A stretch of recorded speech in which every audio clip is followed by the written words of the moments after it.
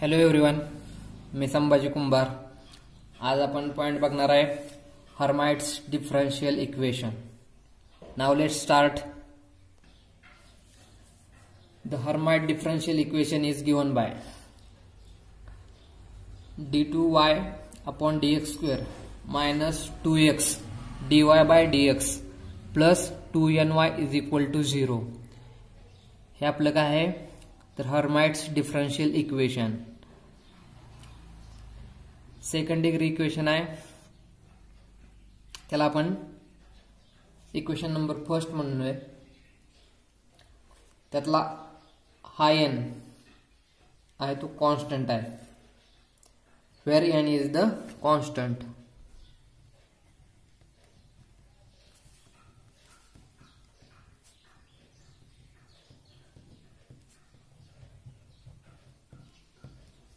Okay,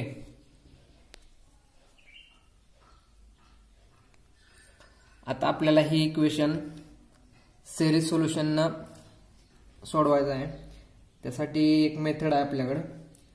त्यासाठी आपण एक सिरीज कन्सिडर करणार आहे, म्हणजे फंक्शन कन्सिडर करणार आहे. That is y is equal to ह्या फॉर्मॅटमध्ये असणार.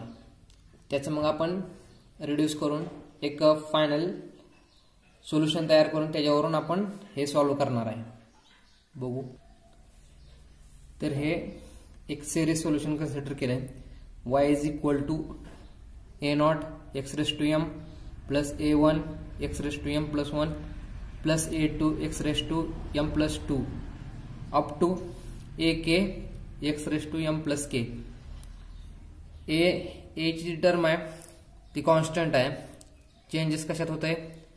x च्या पॉवर मध्ये, म्हणजे 1 ने पॉवर ऍड होत जाते. तसं कंटिन्यू अप टू कुठपर्यंत? k सोल्युशन पर्यंत.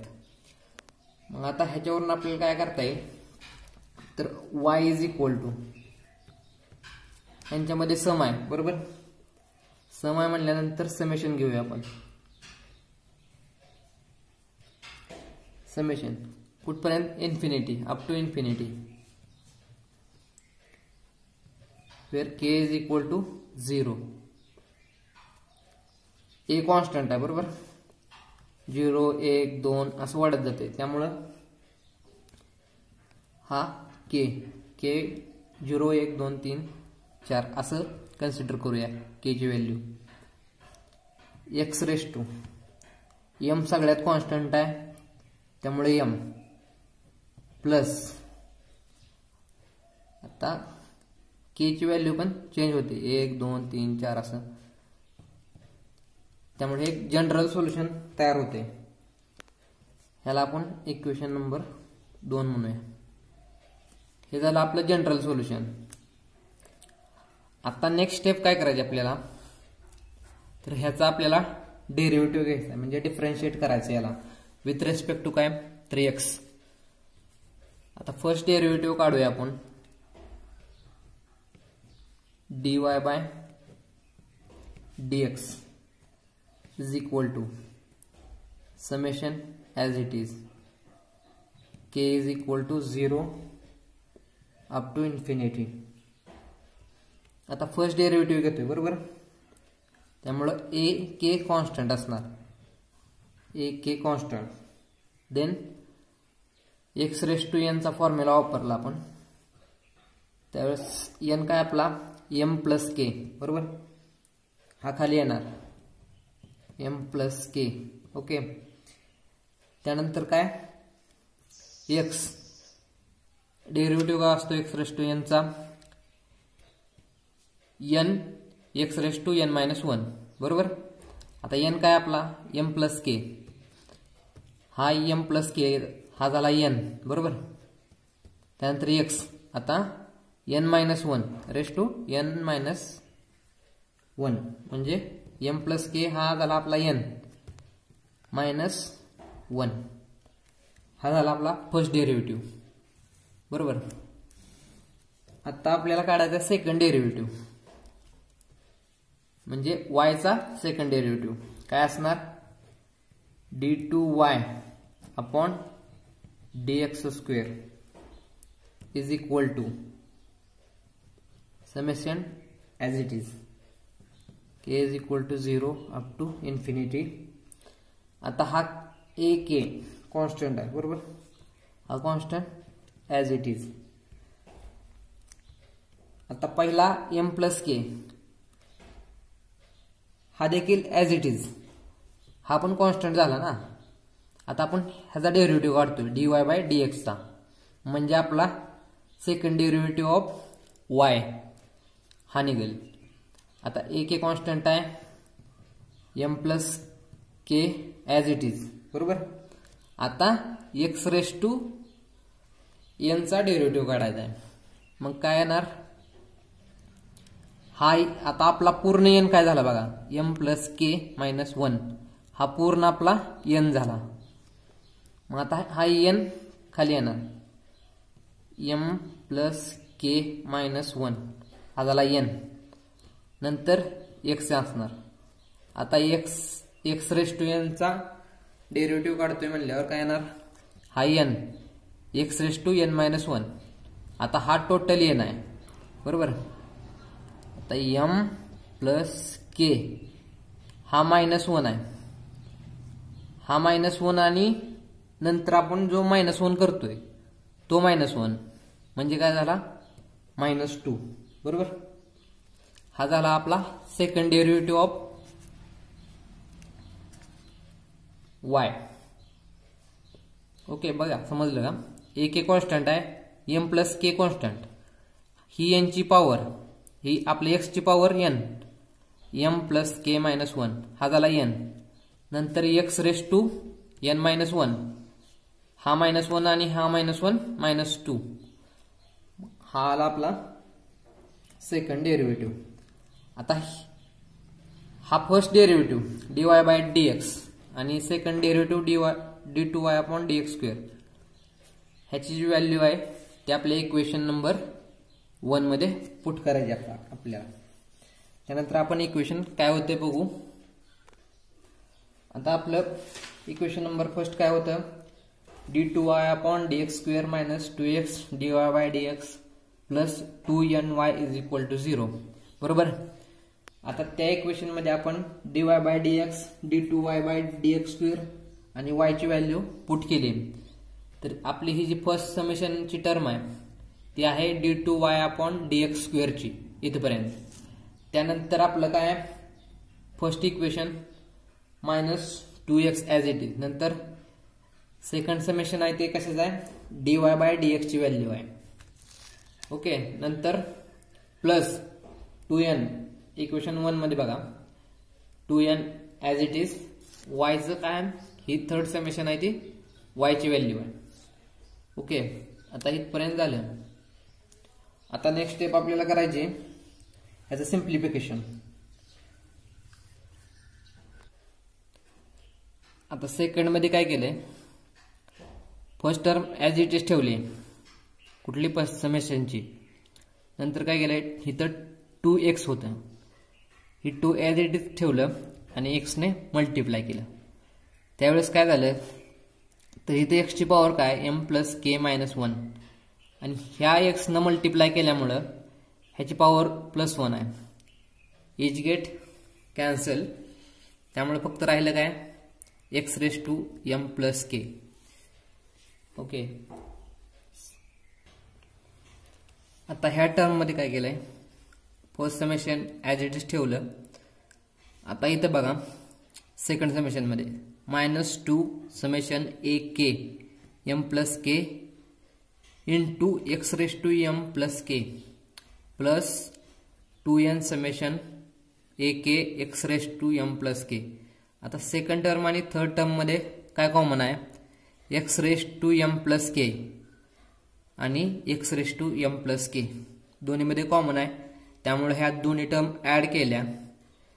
त्यानंतर बघा ह्यात आता ह्यात 2 पण कॉमन आहे, त्यामुळं मायनस हे प्लस मायनस मायनस होणार, म्हणून इथं मायनस आलं, -2 बाहेर आले. इथं समेशन ए के पण कॉमन आहे, ए के नंतर एम प्लस के इथला एन शिफ्ट होणार इकडं म्हणजे मायनस होणार,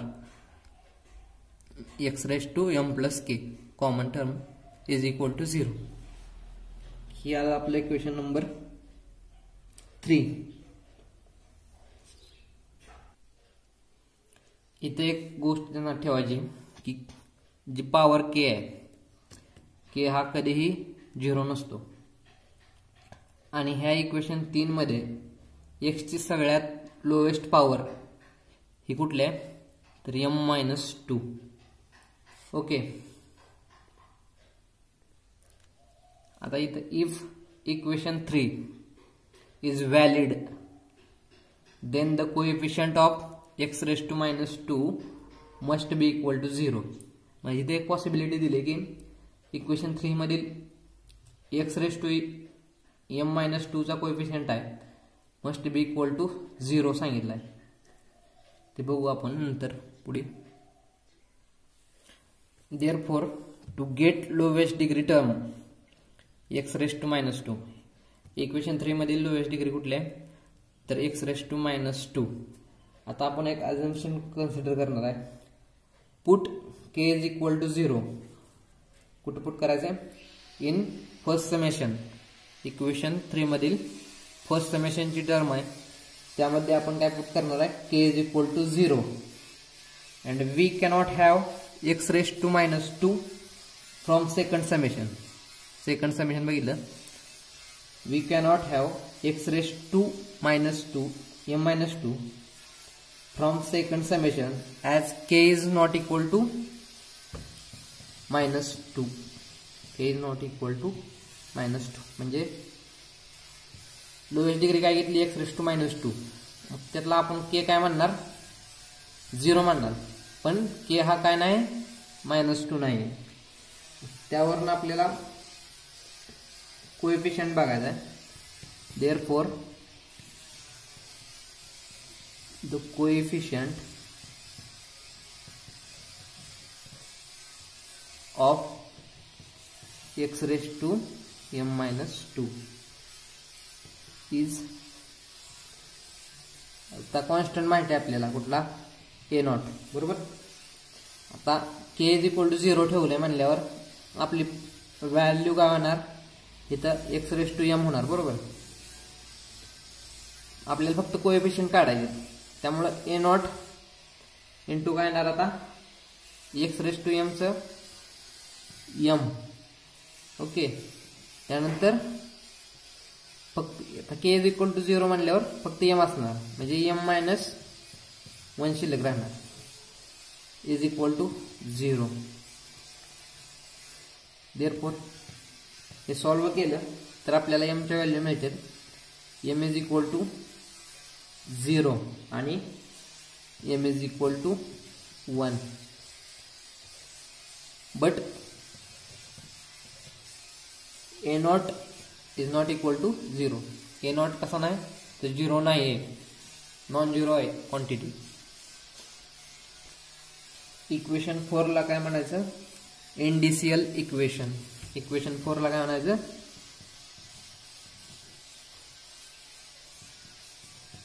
इंडिसियल इक्वेशन.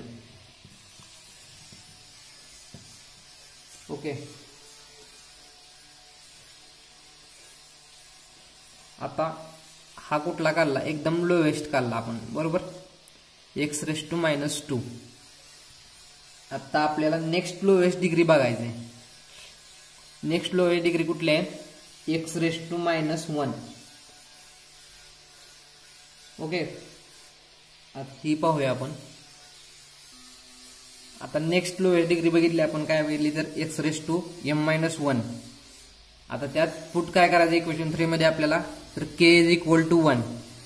त्यावेळेस आपल्याला काय मिळणार आहे a1 कॉन्स्टंट आहे m. ज्यावेळेस आपण k ची value k is equal to 1 put करतोय त्यावेळेस m+1 is equal to 0. Equation हे आपल्याला 5 मिळालेलं आहे. आता काय करायचंय आता इक्वेशन 5 आणि इक्वेशन 4 हे व्हॅलिड कधी असणार आहेत a1 इज इक्वल टू 0 आणि m इज इक्वल टू 0. दोन्ही ज्यावेळेस 0 असणार आहेत त्यावेळेसच हे इक्वेशन 4 आणि 5 व्हॅलिड असणार आहेत. ओके, आता आपल्याला काय करायचंय, again equating the coefficient of general term. आता जनरल टर्मचे कोएफिशियंट कुठले आहेत, x raise to m plus k to 0. हे इक्वेट करून घ्यायचे आपल्याला. त्यावेळेस आपल्याला इक्वेशन काय मिळते बघू. या ठिकाणी काय केलंय तर x raise to m plus k to 0 पर्यंतची जी जनरल टर्म आहे त्याचं कोएफिशियंट आपण इथे लिहून घेतलेलं आहे. ak plus 2 m plus K plus 2 into bracket m plus K plus 1 minus 2ak m plus k minus 1 is equal to 0. Equate करून घेतलेला आहे. आता ह्याच्यावरून एक सिंप्लिफिकेशन करून आपण हा कोएफिशियंट आहे a k plus 2 is equal to, हे जर अरेंजमेंट केली ह्याची व्हॅल्यू काढली a k प्लस 2 ची तर आपल्याला अशी मिळते 2 हा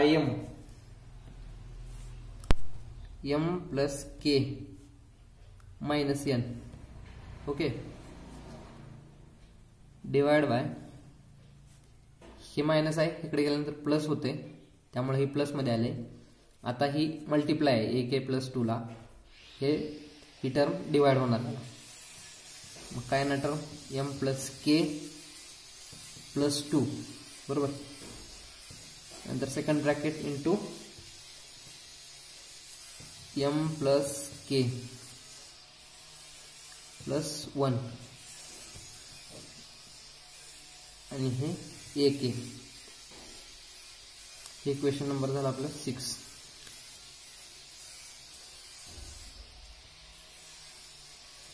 ह्याला काय म्हणायचं, दिस इज रिकरन्स रिलेशन बिटवीन कोएफिशियंट्स. इक्वेशन 6 ला काय म्हणायचं, रिकरन्स रिलेशन बिटवीन कोएफिशियंट. म्हणजे हे कोएफिशियंट घेऊन आपण एक इक्वेशन बनवलेलं आहे कुठलं ak प्लस 2 चं. आता आपण रिकरन्स रिलेशन कोएफिशियंट वरून म्हणजे इक्वेशन 6 वरून केसेसचा स्टडी करणार आहे. आता त्यात पहिली केस बघणार आहे आपण, त्यात for m is equal to 0 साठी बरोबर. आता ह्यामध्ये m is equal to 0 put करायचं. त्यावेळेस आपल्याला काय मिळणार, a k प्लस 2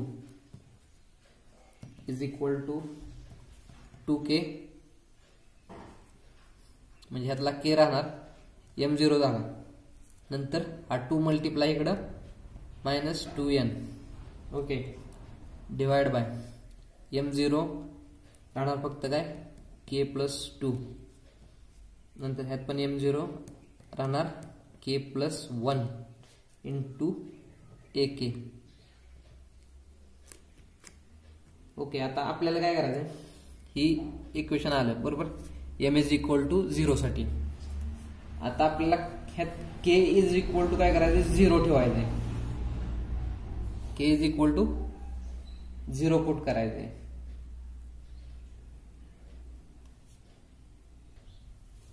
आता इथं k is equal to 0 put केल्यानंतर 0 पुट केला त्यानंतर काय राहिलं a2 राहिला, जी हा k 0 झाला. नंतर इज इक्वल टू हा 0 झाला त्यामुळं मायनस 2n. हा k0 हा k0 राहिला काय, ह्यातला 2 आणि ह्यातला 1 म्हणजे 1 इंटू 2 इंटू काय a k च्या ऐवजी 0 घेतलाय त्यामुळं a 0. आता ह्याला सिम्प्लिफाय केलं आपण is equal to minus 2n as it is. ह्याला आपण 2 फॅक्टोरियल लिहू शकतो बरोबर का. म्हणजे 2चं मल्टिप्लिकेशन स्प्लिटिंग जर केलं तर काय येणार 2 इंटू 1. ओके, त्यानंतर a0 आहे असंच. आता त्यानंतर आपण काय करणार, k is equal to 1, k is equal to 2, k is equal to 3 आणि k इज इक्वल टू 4 मध्ये व्हॅल्यू काढणार. ह्या 4 व्हॅल्यू आपण काढणार आहे. हे झालं के इज इक्वल टू 1 साठी ए के प्लस 2 होतं. आता के इज इक्वल टू 1 पुट केल्यानंतर 1 प्लस 3. ओके, इथं के इज इक्वल टू 1 घेतला तेव्हा आपल्याला ही टर्म मिळाली कुठली, -2 into n-1 upon 3 factorial into a1. Okay, त्यानंतर आपण काय केलं, के इज इक्वल टू 2 पुट केला.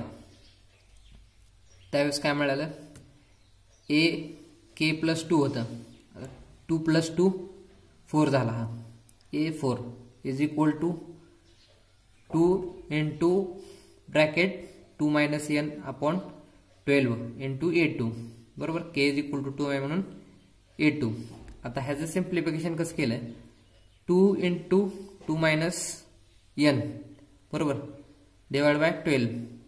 आता a2 ला आपण अशा प्रकारे लिहू शकतो, कसं, -n a नॉट म्हणजे -n आणि इंटू a0. ह्या दोन्हीचं जे मल्टिप्लिकेशन आहे हे इज इक्वल टू काय आहे तर a2 आहे. त्यामुळे आपण याला तसं लिहिलं. नंतर आता इथं 2 आहे, इथं 2 आहे. हे जर मल्टिप्लाय केलं आतमध्ये तर आपल्याला मिळणार काय, तर 2 चा स्क्वेअर होईल. बरोबर, 2 चा स्क्वेअर बाहेर घेतला, ह्या n मल्टिप्लाय केल्यानंतर आपल्याला काय मिळलं, n इंटू ब्रॅकेट n-2. ह्या 12ला आपण कसं लिहिलं, 4 फॅक्टोरियल. आता फॅक्टोरियल कसं लिहायचं, सोडवायचं. आता 4 आहे बरोबर, 4 इंटू 3 इंटू 2 इंटू 1. बरोबर, हे काय झालं आपलं, is equal to 4 factorial is equal to काय 12 येणार. हे मल्टिप्लिकेशन केलं तर 12 मिळेल आपल्याला. आता आपल्याला काय करायचंय,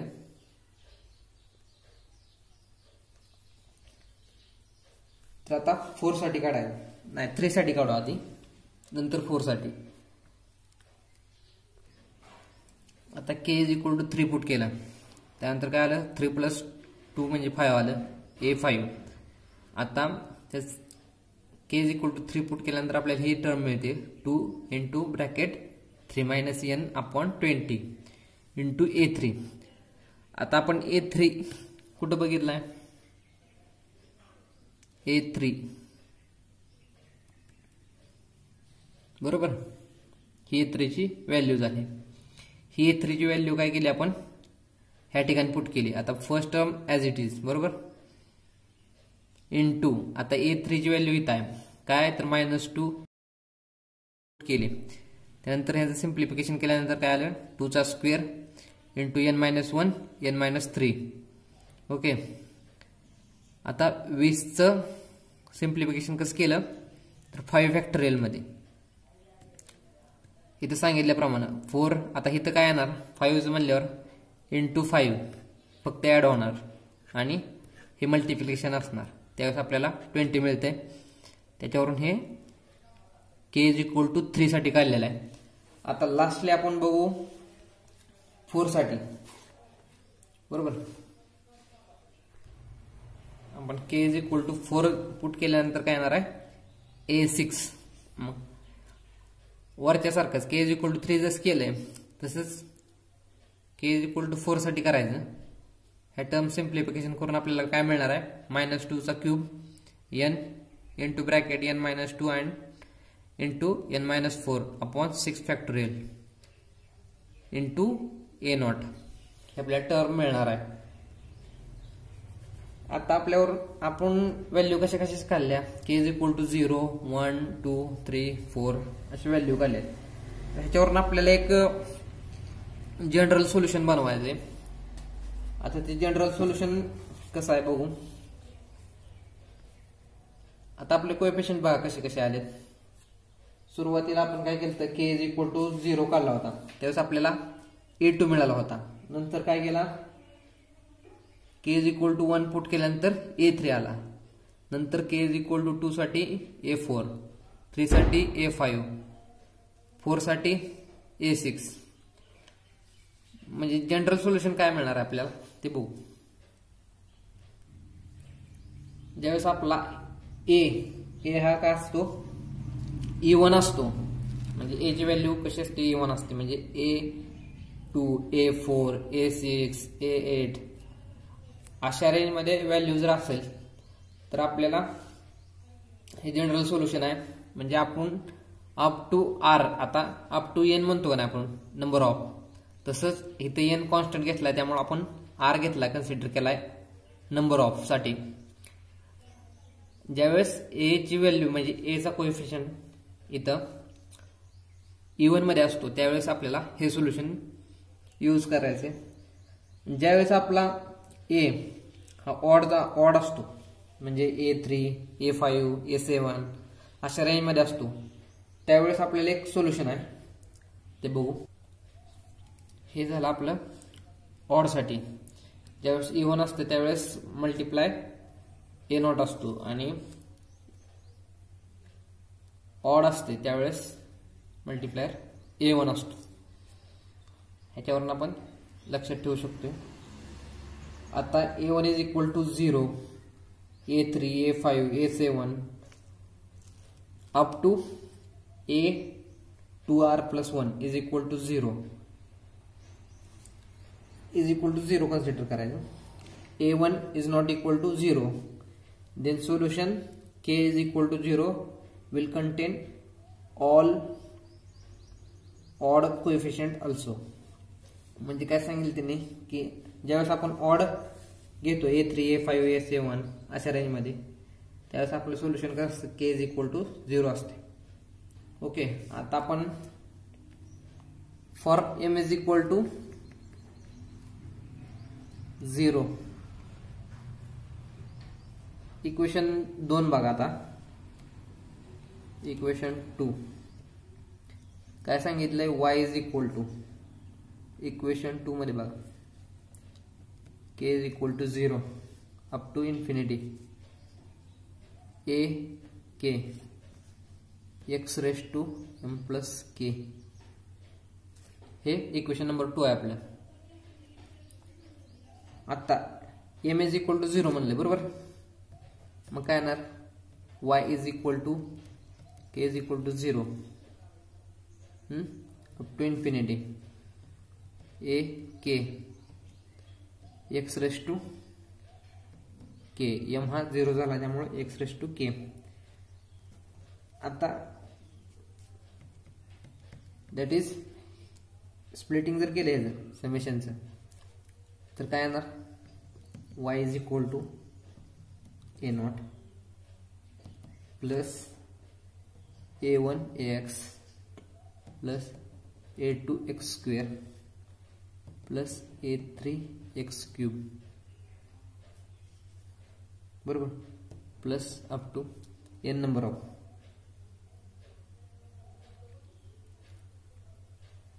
आता ही एक सिरीज झाली, नंतर अजून एक सिरीज मिळू शकते आपल्याला. म्हणजे त्यातून आपण वरी काढलं ऑड आणि E1 साठी, त्याचप्रमाणे आपल्याला काय मिळणार आहे A0 प्लस, आता E1 साठी काढतोय आपण AX स्क्वेअर प्लस ए काय असणार A4 असणार X4. आपल्याला सिरीज मिळणार ह्यानुसार. इकडे काय मिळणार A1 X ऑडच्या A3 X cube plus A5 X5. Okay, हे पण अप टू.